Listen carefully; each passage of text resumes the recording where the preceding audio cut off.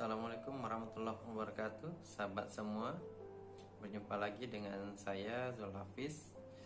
Kali ini saya ingin berbagi informasi tentang cara mensitasi atau membuat daftar pustaka tanpa menggunakan tools Mendeley atau Microsoft Office. Tetapi kali ini kita memanfaatkan Google Scholar atau Google Cendekia. Silahkan simak penjelasan di video ini. Assalamualaikum warahmatullahi wabarakatuh, sahabat semua. Hari ini saya ingin berbagi informasi cara memanfaatkan Google Scholar dalam proses mensitasi atau membuat daftar pustaka. Pada bagian ini saya ingin masuk kepada satu lembar kerja. Nah, katakanlah sahabat semua ingin menulis artikel atau apapun itu yang membutuhkan referensi atau rujukan, maka hal ini tidak lepas dari pembuatan daftar pustaka atau sitasi. Seumpama sahabat semua memanfaatkan artikel ini saya buka satu contoh artikel. Nah, dengan menggunakan ide yang ada di sini. Dan penulis artikel ini adalah ada 3 orang di sini, yaitu M. Nur Mustafa, kemudian Hermandra dan Zulhafiz. Pada saat itu kita ingin mengambil ide dari artikel ini. Kita kopas saja, walaupun ini bukan cara yang baik karena mengambil langsung tidak diparafrasekan. Namun sebagai contoh bagaimana memanfaatkan ini di sistem Google Scholar, maka selanjutnya kita harus mencantumkan nama penulis dan tahun, bahkan di beberapa tulisan harus mencantumkan halaman. Caranya adalah kita searching saja judul artikel ini. Ini artikelnya, kemudian kita searching atau kita copy dulu, kemudian kita buka Google Scholar. Google Scholar ini sudah terbuka. Saya lanjut.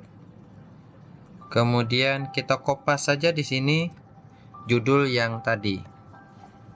Baik, ini judul sudah muncul dan artikelnya ini juga bisa kita akses dengan mengklik judul atau wadah dipublikasikannya ya. Pada bagian ini ada tanda petik atau tanda kutip. Silahkan sahabat semua klik. Pada bagian ini akan muncul data kepustakaan pada artikel ini. Jadi tanpa harus repot kita menulis daftar pustaka dan sitasi, kita tinggal kopas ini saja lagi. Baik, kita kopas. Umumnya pada sebuah karya tulis, selagi dia berjumlah tidak lebih dari 3, maka nama penulis ditulis. Namun demikian, kalau misalnya dia ingin disingkat menjadi DKK karena lebih dari 2 juga tidak ada masalah. Ini tergantung kepada aturan selingkung di tempat tulisan itu dipublikasi. Baik, kita lanjut. Pada bagian ini kita kopas saja lagi data yang ada di sini. Nah, tutup kurung. Karena dia berada di akhir, maka nama, tahun, ataupun nanti jika ada halaman dimasukkan dalam kurung yang sama. Kita samakan tulisannya Times New Roman dengan size 12. Nah, atau saya perbesar lagi 14. Nah, di sini tampak sebuah tulisan yang kita rujuk dari M. Nur Mustafa, Hermandra, dan Zulhafiz.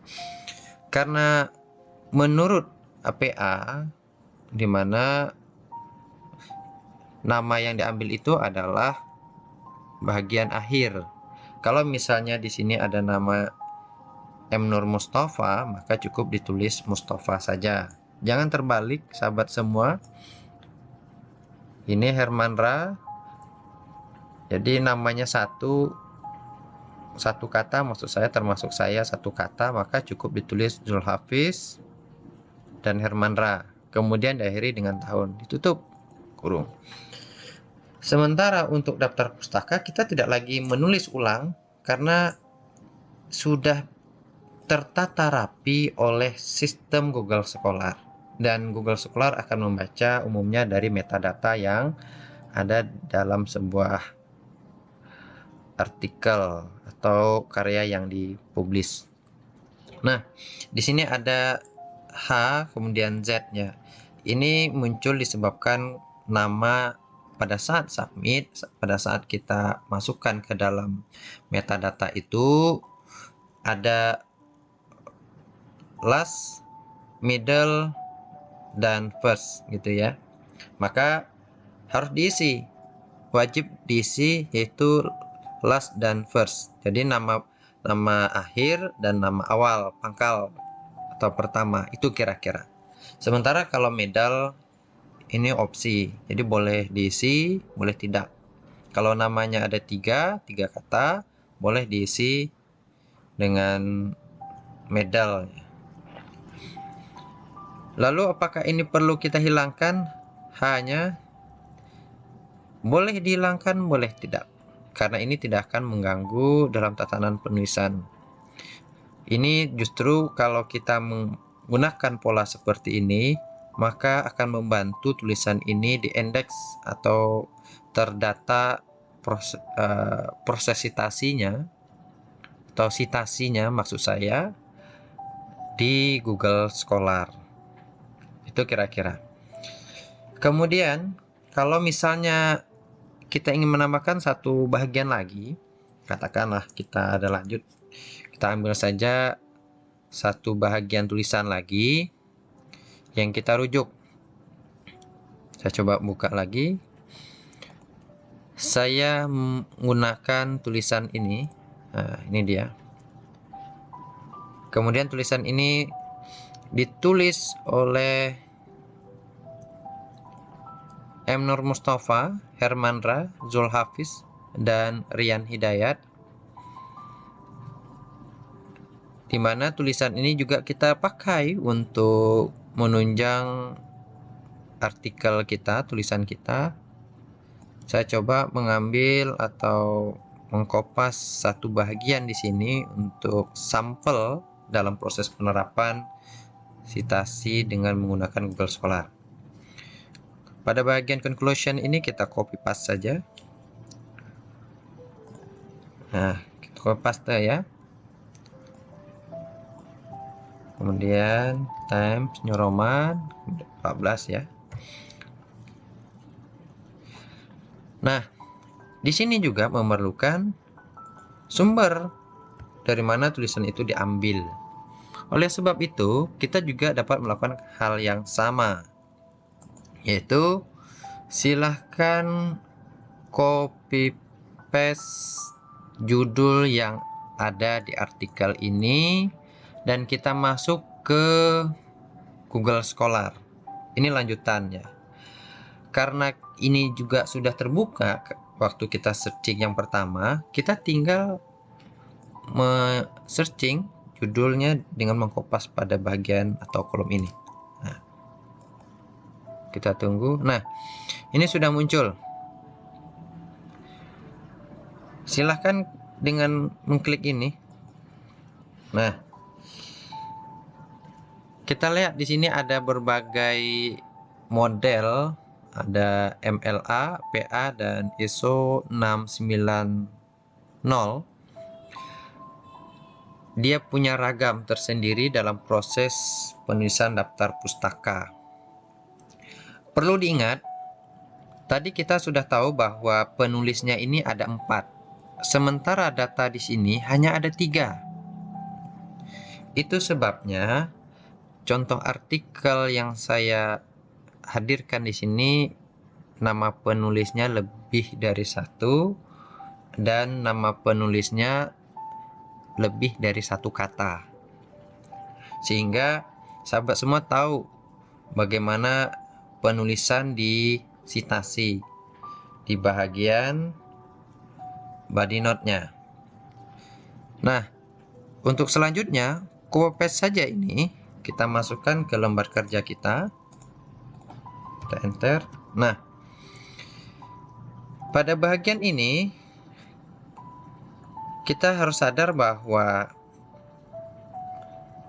nama ini kurang.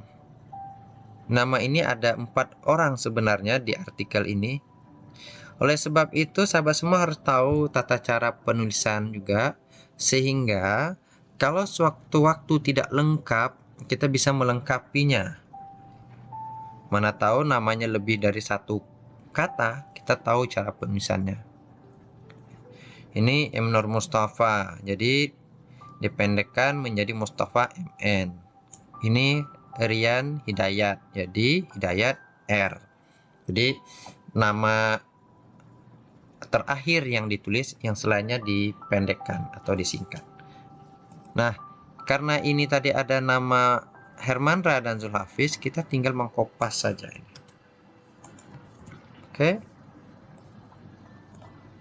Ini 14. Semestinya seperti ini. Judul, sebagian ada yang menulis judul awalnya kapital, ada juga tidak. Pada bagian ini saya contohkan awalnya kapital. Terkait dengan citasi, jadi ada keberagaman. Lagi-lagi saya sedikit mengulang penjelasan. 3 boleh ditulis dan boleh juga karena dia lebih dari 2 dibuat di KK atau et al.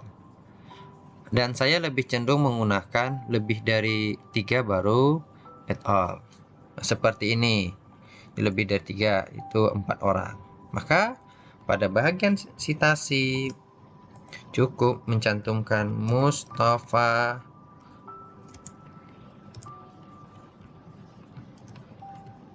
et al. Jangan lupa masukkan data tahun artikel ini dipublikasi. Kira-kira begitu sahabat semua. Jadi tanpa repot kita yang pertama mendata sumber referensi ini menjadi tatanan daftar pustaka. Yang kedua, minim kesalahan. Yang ketiga, walaupun kita juga sudah terbantu dengan adanya ini, harus diingat kita juga harus memahami dengan baik secara teoritis bagaimana menata ini supaya tetap pada koridor yang benar. Dan tidak menutup kemungkinan beberapa bagian yang ditampilkan di Google Scholar ketika kita mengklik tanda kutip tadi, urutannya tidaklah sistematis atau datanya tidak lengkap. Bisa saja yang tidak lengkap tahun atau halaman dan sebagainya macamnya. Nah, ini harus disadari. Jadi tidak berfokus pada pemanfaatan perangkat, tapi juga kita harus memiliki pengetahuan dan pemahaman tentang ini. Baik, terima kasih. Assalamualaikum warahmatullahi wabarakatuh.